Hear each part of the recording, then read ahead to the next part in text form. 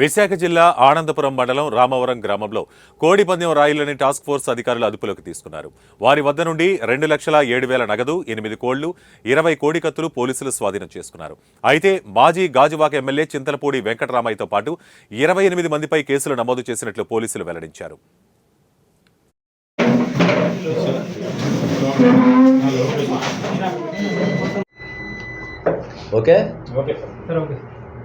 ఈరోజు మన విశాఖపట్నం సిటీ కమిషనరేట్లో ఆనందపురం పోలీస్ స్టేషన్ లిమిట్స్లో రామవరం అనే విలేజ్ దగ్గర ఉండే ఓపెన్ లేఅవుట్లో కొంతమంది కోడిపందాలు ఆడిస్తున్నారు అని చెప్పేసి సమాచారం రావడం జరిగింది. ఈ సమాచారం ఆధారంగా మన ఆనందపురం సిఐ గారు, మన టాస్క్ ఫోర్స్ సిబ్బంది, విశాఖపట్నం సిటీ టాస్క్ ఫోర్స్ సిబ్బంది కలిసి అక్కడ రైడ్ చేయడం జరిగిందండి. రైడ్ చేసి అక్కడ కోడిపందాలు ఆడిస్తున్న ఒక 29 మందిని అదుపులో తీసుకోవడం జరిగింది.